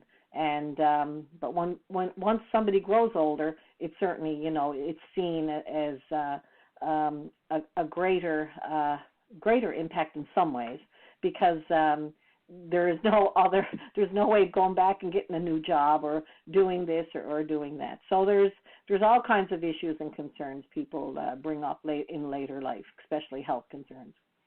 So we also talk about service providers, and of course those are the people who are, again, very well described in our regulations, and they could be people in the public or private persons or bodies. And the reason that we've included the private piece is because there are entities which provide supports to older adults. And, they could include something such as privately owned pharmacies or privately owned personal care homes or long-term care facilities or private or the banks or whatever. And seniors certainly have brought to me issues over the years, which fall within all of those kinds of entities. Meanwhile, it does also include public entities, and that means, municipal, provincial, or could mean even federal. So, though the Act gives us authority, gives me authority, to address all those kinds of issues. What is my role? Well, my job description is clear. It is to identify, to review, and to analyze systemic issues related to seniors. Secondly, to work collaboratively with seniors organizations, service providers, and others to identify and address those systemic issues. And lastly, to make recommendations to government and government agencies about how we can change and improve seniors' services. So it's a broad mandate or role. And but what's most important for everybody to understand, and sometimes I get calls in the office, and I know people are frustrated because it's not our role, nor do we have the legislative mandate to do investigations on individual complaints or concerns. We certainly do help people to find where they are, what they are, and what they're all about. But I think that it's important for all of us to understand that the mandate of this office is really focused on systemic issues, the bigger, broader issues which impact many seniors and many groups of seniors or near seniors. My duties are within 4 broad categories, that of outreach and engagement. And everybody on this call, you're all healthcare professionals, you understand what outreach and engagement is all about. And certainly in my role, I do a large amount of that. This past year, I never thought I would ever see so many times that I've done the Zoom calls and the all kinds of different telephone calls, et cetera, et cetera. So, we've had no choice but through COVID to kind of transition to that kind of way of communicating. Obviously, public awareness continues to be a big part of my role right now. If any of you were listening to the radio earlier today, you might have heard me talking about creating awareness about seniors and their ability to vote during this election. And I feel very strongly, based on the calls I've received, about how we can best address that. We in our office also have a system set up to track and to identify trending of all the types of issues and concerns we have. And we also have an obligation to complete reviews, which we are in the midst of doing. One of the first reviews that we'll be releasing is concerning homelessness.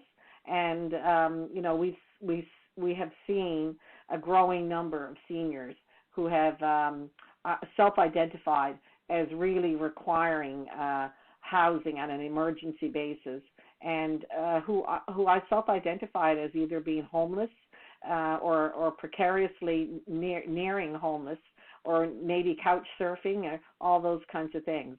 The numbers are not great; they're not huge numbers, but there's enough there that it is definitely a worry to us as a society that this is actually happening.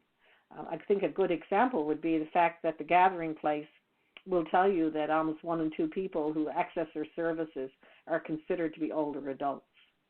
So there is a growing number of people there. So today, one of the things that we wanted to focus on was what is the social impact of COVID-19? And of course, my what I have to offer you is a little different than the others in that I am focused primarily on older adults or seniors.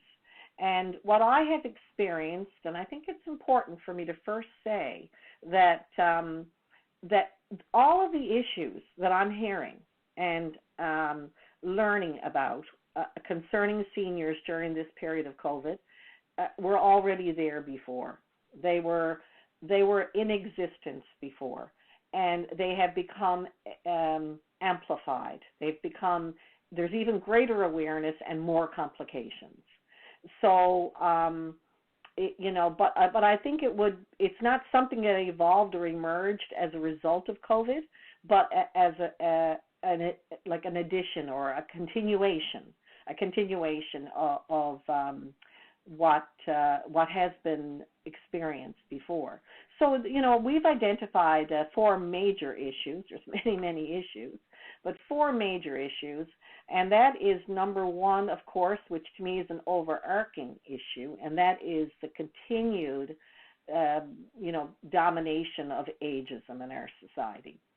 And secondly would be the issue of social isolation. Number 3, technology. And number 4, access to essentials. So I'm going to speak just a little bit about each of these 4. And anybody who knows me knows that I could probably go right on to 4 o'clock. But I am keeping my eye on the tracker, as Annette has encouraged us to do. So let's just talk for a minute first about ageism. And I'm just giving an example here, just one word, and that is, we all know what ageism is, or I think we do. We know that discrimination exists on many levels and in many ways throughout society. We know that, there's discrimination based on gender, based on race, based on all kinds, based on whether we have ability or disability, whether we live, where we live. There's all kinds of ways people are discriminated against. But many people do not see or identify the impact of discrimination based on age.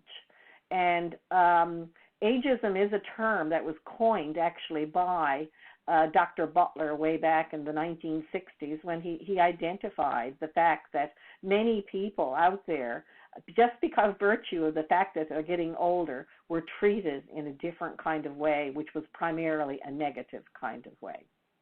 A little example would be my visit to the bank not too long ago. Actually, it's amazing that I got into the bank because you can't go anywhere anymore. Nobody's letting you in anywhere.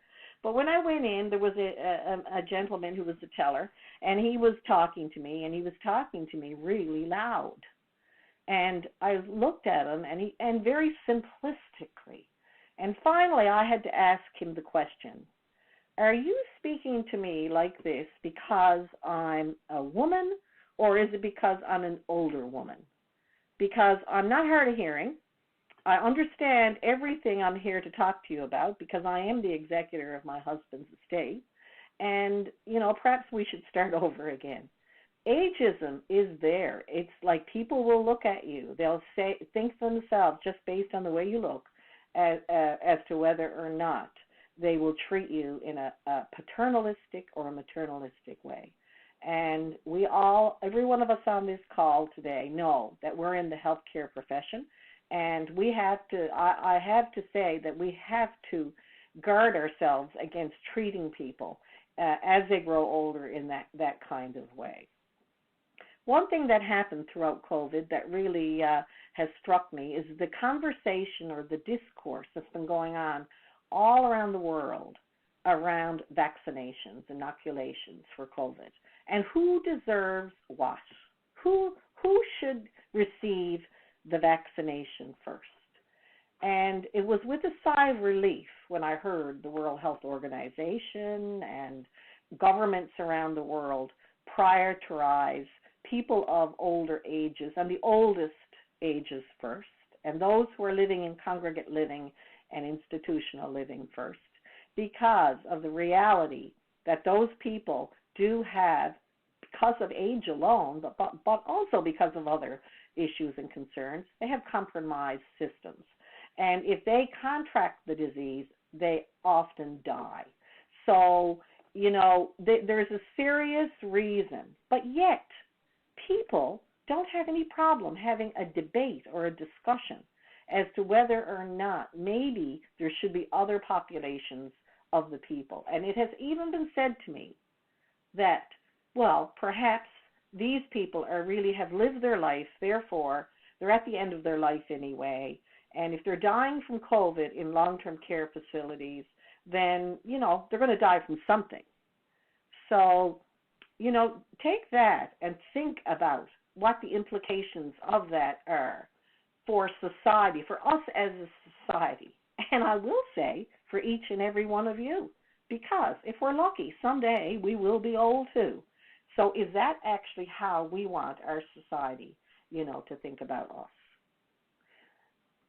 I do believe that all issues are under an umbrella of ageism, because it's going to take us forever, as a society to really open up, to come out of the closet, to basically say, look, we've got to address this as a big issue.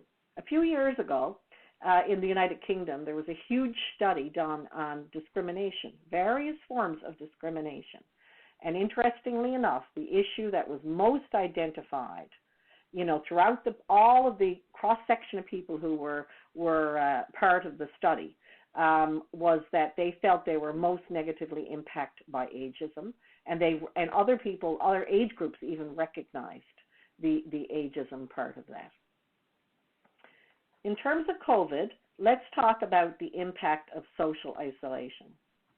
Some of you might have heard me talk to the whole issue of long-term care over the last 10 months, and and the restrictions.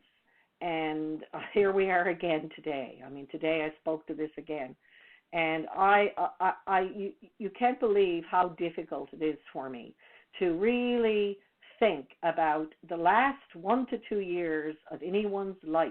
That's only the length of time people spend in long-term care, and that time period will now be without hugs and squeezes, without contact, discussion, sharing meals, having games of cards, or doing whatever people want to do, having your daughter read you the paper, all those kinds of things, because it has been so difficult for those kinds of things to happen. Now, what is the other option? The other option has been to risk COVID, coming to long-term care facilities. And you all know what's happened all across this country. We have been so fortunate. Even Nova Scotia has experienced many deaths in long-term care. And we, keep your fingers crossed, knock on wood, we have not had that experience, and I hope we never do. But there is another part to protecting people which has a negative outcome as well, and that is the issue of social isolation and the impact. And there's much research, and you're all professional people, and you all recognize what that research looks like. I think Dr. Fitzgerald has done a great job of just even recently when she announced the level 5 and how she's now had no choice but to really,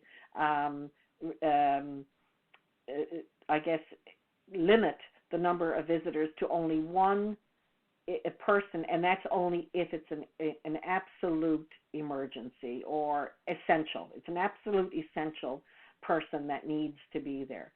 So, and she recognizes that because she knows the difference. She knows that there's a balance that has to happen. And in the last COVID restrictions, that she understood how that impacted many people who live in long-term care. There's also, of course, the other.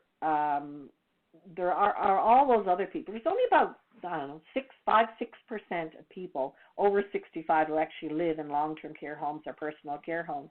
So the other 95% actually live in other arrangements, be it their own home or an apartment, or which is their own home, or whatever. Those people too have experienced and are experiencing isolation. one of the things that happened at the very beginning of COVID, when we didn't really understand a lot, and we were all absolutely frightened to death about what was happening, and not just in our province, but in our whole world. And what happened as a result is the messaging, I think, got a little bit muddled, because seniors came to believe that they could catch this disease easier. And if they caught the disease, that they would do much, much more poorly. The second piece was totally accurate and correct. So if they do catch the disease, they do not do as well as other age groups. And of course, there's a sensible reason for that, and that's because our bodies are vessels and we wear out over time.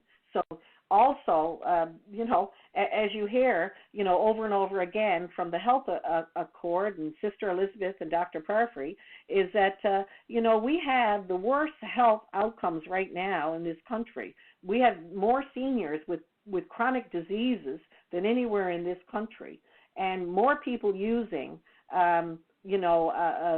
different types of medications than anywhere in this country, and more people in long-term care who are there's still a use of restraint, and there's still a use of sleeping medications or psychotropic types of drugs.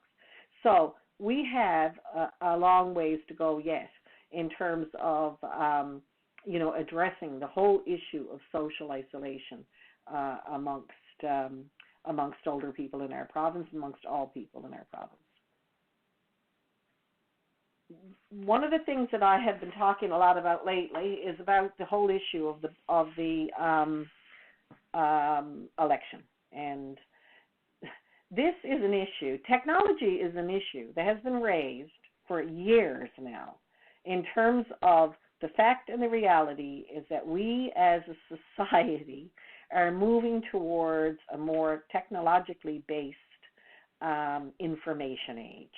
So it's an age where the way we access information, the way we access services and programs and just about anything in life and our social interactions, many times. Thank goodness, because I have 2 grandchildren and a son and daughter-in-law in Denmark, in Copenhagen, Denmark, and I have not had that hug or squeeze in over a year now, but I can still see them and watch them and see them grow and flourish. So yes, it's even a tool that we've used. But many seniors do have access to technology, but many do not. And even those who do have access are calling my office and saying, but the internet exchange is too expensive. I just can't afford this on my fixed income.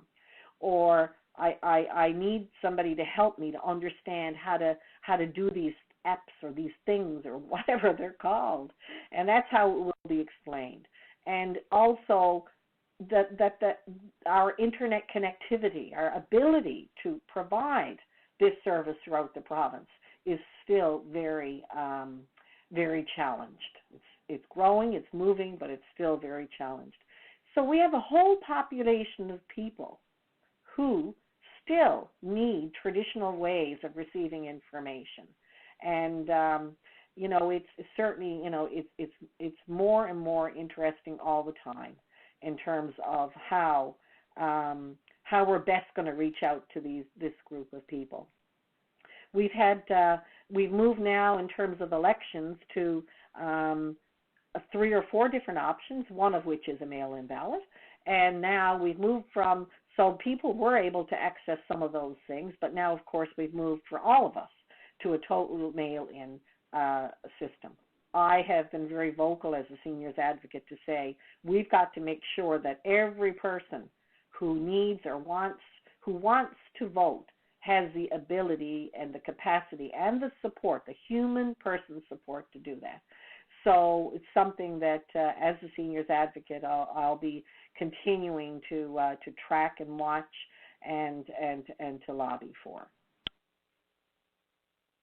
The last piece of information that has been brought to our attention, of course, is the whole issue of access to essentials. And here we are again. In the beginning, people literally did not know how to get their groceries, how to get their medications, how to go to a doctor's appointment, or is there going to be a doctor's appointment? You have to remember that many seniors in our province are were dependent and are still dependent about what they hear on the radio or the TV. And many had developed and still have great fear of what does it look like to go into the community.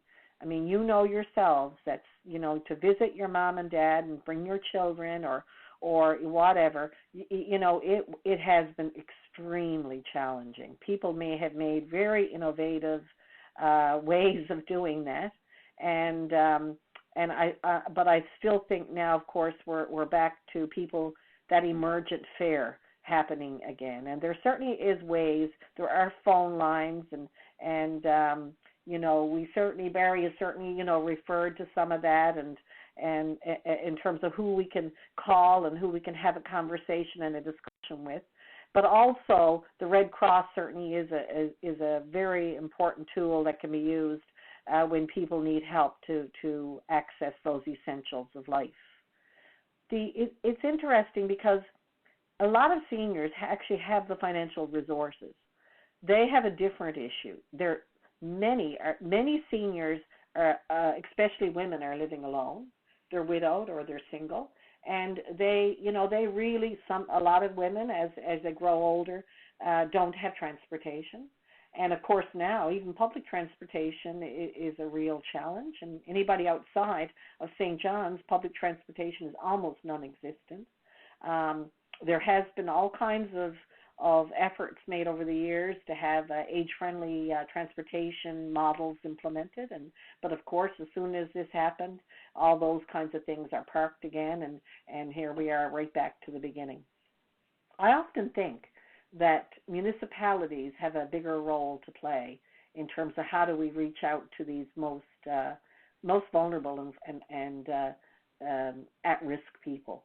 Because usually municipalities know, exactly who lives where and who needs what and whatever. So thank goodness there's been many people step up to the plate to help out, but I think we got a ways to go there yet. I suspect I'm getting to the end of my time, which is actually very good because this is my last screen here, and this is my contact information.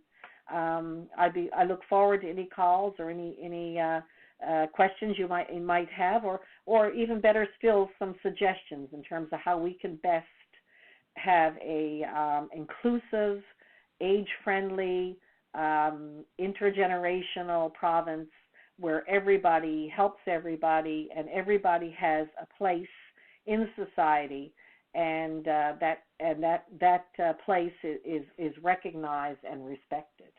So thank you very much for inviting me today. Thank you, Suzanne, for your presentation and for highlighting the issues that seniors face in our province. All of the presentations today have been very insightful and informative, and I just want to take a moment to thank each of our wonderful panelists.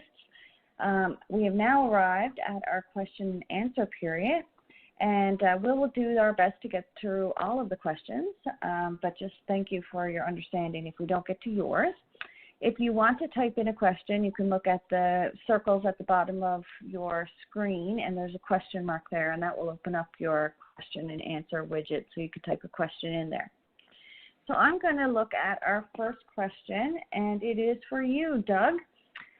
It says, thank you for the information, Doug. Just wondering if you can speak to the closure of food banks during some of the COVID alert levels. I understand this is volunteer work, and perhaps that's the reason for the closure. So if you want to take a reply to that. Yeah, I guess it's a good question. I don't have any conclusive answer, but food banks are largely driven by volunteers in the community, many of whom are in those sort of priority age groups that are most susceptible to COVID. So I think that does certainly play a role in it as alert levels were raised, that those would shut down.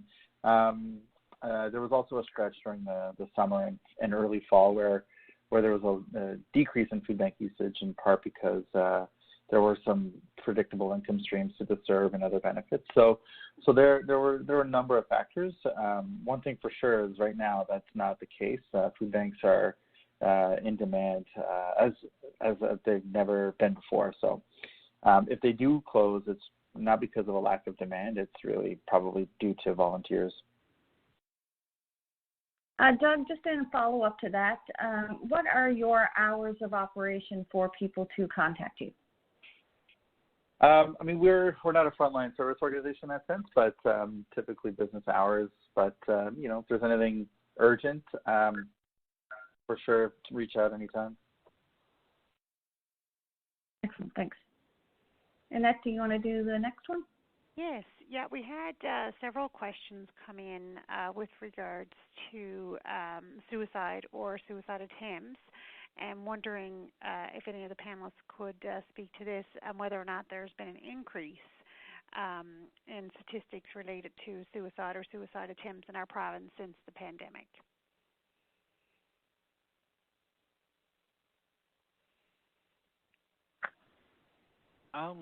Actually, this is Barry. Actually, I don't know any stats in that. I just know that, you know, with the increased stress and everything else, people respond differently, but I wouldn't be able to answer that one at all, and I don't know how easily it would be accessible to getting that information, but if somebody wanted to write me, I can probably go see if I can get some answers for them. This is Jackie here. I know one of the issues that the Canadian Council of Child and Youth Advocates identified was that the lack of consistent record keeping and statistics throughout the country, and standardized information and readily accessible information. I don't have that information here for young people, but I do know that our mental health mandatory reports that we had come in for critical injuries and deaths, the vast majority of that increase that we saw, the vast majority anyway in that category, but the increases that we saw were around suicide attempts and ideation. Mm-hmm. Thanks, Jackie. I know this is just a bit of information, but Jackie, you had mentioned in your presentation around the brain story, which I agree is a phenomenal training program. And last year during Social Work Month, we actually had a presentation on the brain story and the brain story certification. And that recording is on our NLCSW YouTube channel. If anyone wants to check that out, because it's a phenomenal training. Do have a question in terms of this time around with the pandemic. We're seeing more young people in social isolation because of sporting and gatherings that happened. Are you seeing or have heard of any connections between even the use of video games and mental health, or just the fact that more kids and youth are isolating and having that experience, which they've never had to experience before, and how that may be impacting on mental health?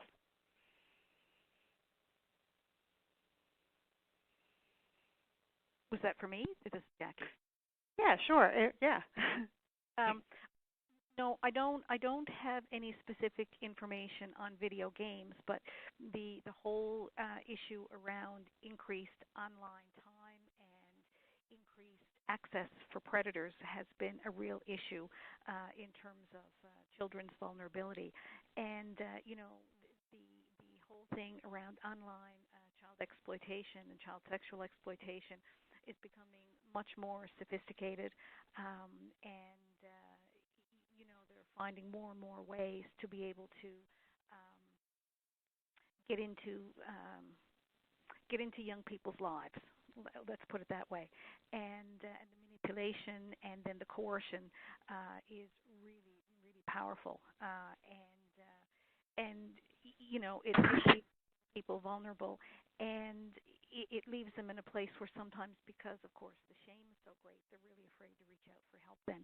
But to your original question about video games, no, I'm not familiar with anything that has been done around that. Mm-hmm. And this is Barry. Like, from my perspective, I hadn't had any more calls because of it, but there's a few times people have contacted me because of pretty well video gaming that the child doesn't want to quit and everything else. And it is a phenomenon because it's easier for a lot of times to let your child game while I'm working, or try to get them away from the game, get them out, and I don't want to do this, or you got to do schoolwork. And so it takes more structure, and especially trying to create structure where, in an area where it's hard to create structure. So it's a whole lot harder, but I haven't had many people come forth as looking for additional help because of it. Okay. Yep. Oh, thanks for that, Barry and Jackie. I have two other questions here, Annette. For any of the panelists, what do you think were some of the most helpful activities that have, or the most impactful activities that have happened or occurred to date for specific populations that have, because of COVID? What's come out of it that were positive? I can speak for my part. Actually, yeah. Online therapy has really exploded, and actually has been embraced more than ever before. And especially if you even like just bridge the gap, because that started with the Bridges program over at Eastern Health, and now they went to provincial, and even from the provincial part has actually been picked up by 3 other provinces, and so people now have access to it. Whereas before, people always thought I had to drive somewhere to do face-to-face, and they're recognizing that there is different ways of getting help, where before we only thought of it one way. Excellent. Anyone else? Doug here. I guess as part of our COVID response, one of the things we've been able to really see as a really positive development is working closely with Eastern Health and integrating some of the nurse practitioners into the harm reduction work. So recognizing, folks need to isolate because they're being tested, and they need to be sort of taken from one shelter and supported to make sure that they're supported with the medical supports that are required to isolate in place and safely. So that's been really good, and I think that trend of working with health and housing and integrating those supports at the community level will be hopefully a long-term benefit coming out of COVID and beyond. Excellent. Go ahead. Just a question for Suzanne in terms of a couple of points or tidbits in terms of how we as healthcare professionals can address some of the ageism that you spoke about in terms of, healthcare service delivery. So is your question, what would be my suggestion? Yeah, some tips or suggestions for how do we address ageism? I think that we have to examine our own practice first. We have to look at, how we think about the aging process itself, and where do we find people at the end of their lives in terms of their value in life. So, for many, way back forever ago, it seems like now, I used to work at Hoyle's Escazone Complex, and I used to do presentations on ageism and presentations on infantilization and on privacy and confidentiality and all those kinds of things. And, we used to talk about, what does this really mean? When we call people honey and sweetie and darling, and it might seem like really and truly, Suzanne, why are you saying those kinds of things? It's a term of endearment, but it's also a way of infantilizing people. So I think we have to, in our practice, regardless what profession we are, we have to really think about that. I think if I had a nickel for every time somebody has called my office and said to me, I need to know how mom can go to a home. She's getting really older and frailer, and I think she really needs to be in a home before it's too late. And I'm like, well, what does mom think about that? So having these conversations and discussion and normalizing the aging process, I think, is a big part of it too. Ongoing education and challenging our dominant thoughts and beliefs about growing older. Excellent, thank you. I think also, And that, one of the things that many of us have been challenged with is how to make the connections. How do you reach people when you can't physically reach them anymore?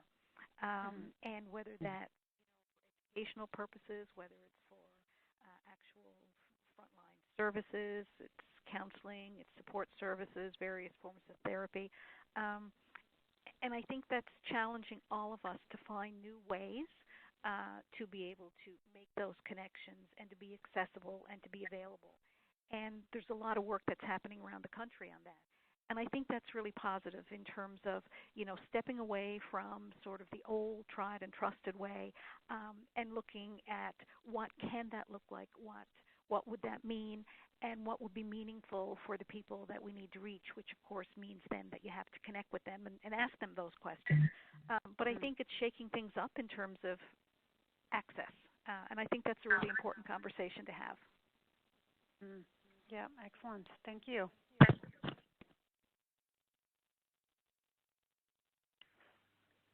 Peggy, did you okay, were there any other questions that came in? I think we have time maybe for one more question. for one more, we have one question here asking any of the panelists, has any issues come to light during that pandemic that were not so obvious prior to COVID with respect to health and social well-being?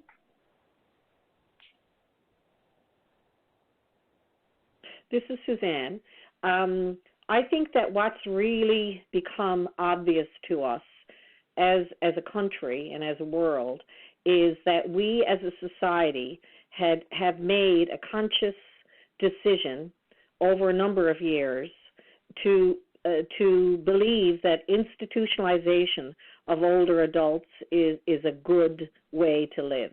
And we've seen now that congregate living and expecting people to live 2 and 3 people in a room, that and not only that, just the state of affairs amongst many of these facilities throughout the country has, if it hasn't shocked you, then it should shock you. And I believe that here in Newfoundland and Labrador, that I'm going to have to still keep fighting this fight and try to to work towards a different way of looking at end-of-life housing and housing in older years. So it's certainly, that's something that struck me. Mm-hmm. Yep. Other panelists? It's a good question. I try to think. I mean, it just has exposed so many flaws and gaps and inequalities and inequities that it hasn't surprised. And I guess in terms of the emergency response from the federal government to provide stable income was really important, because I know at the very early stages we were very concerned that if folks were unable to pay their rent sort of April 1, 2020, that we would be inundated from a shelter system. So seeing emergency responses come into play and the speed at which they came in really did save a lot of public systems at the provincial level a lot of money. And just looking at some of the cost savings from the province at an income support level, there's been a lot of savings because of these interventions. So the speed at which they came in and the amount was so sufficient that it really did stem a huge influx on our public system. So that was a really good outcome, I think. Yeah, and I think something that we would like to see maybe morph into something, more long-term. I know from doing, some of the social policy work that, even people who are working full-time are often not very far above the poverty line, or maybe, living in poverty. And, sometimes people do live paycheck to paycheck. And when that paycheck doesn't come, it can certainly put a strain, and on the family, on the individuals. Like you said, Doug, even just not having the money to pay rent because you're out of work because of, circumstances out of your control with regards to the pandemic, for example.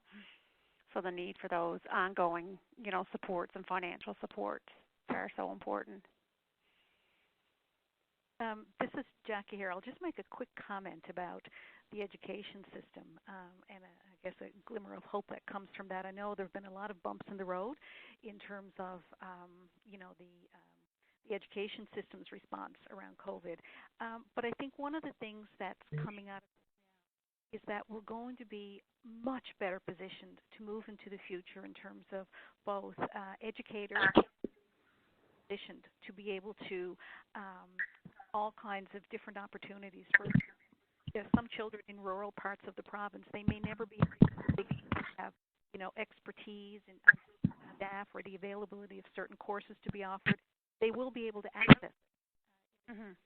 We're having more equipment, and also we will have students and teachers who are much more proficient and capable of learning in this way.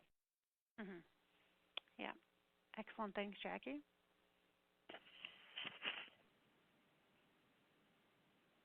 And Barry, did you have a final comment you wanted to make around that question?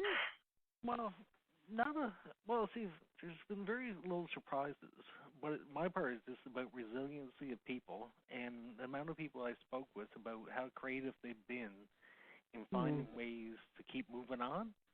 And that's, from my part, is always inspiring because I speak to people every single day, and I hear about their struggles, but I also hear about the wonderful things about connecting with their neighbors, connecting with their families.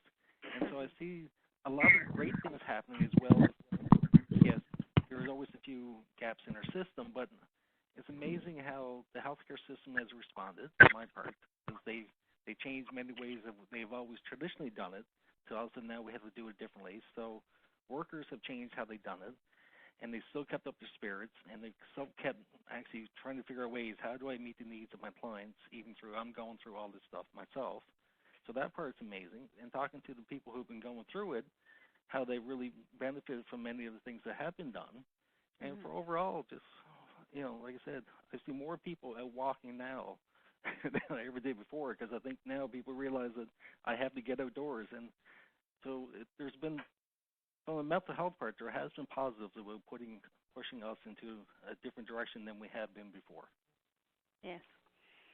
That was a great final comment, so thank you. So we are at the top of the hour, so I do want to take this opportunity to thank Doug, Barry, Jackie, and Suzanne for this informative and stellar presentation.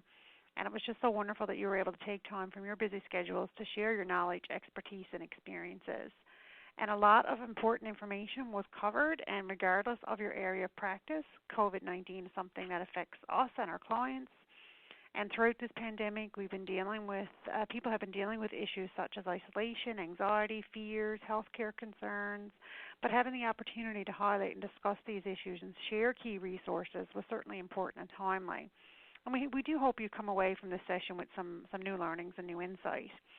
And on Barry's point, I just want to reiterate that, in terms of despite the issues that we've seen, it's also important to note that resiliency, creativity, and dedication that's been demonstrated by healthcare professionals and community partners in navigating this pandemic and providing high-quality service delivery.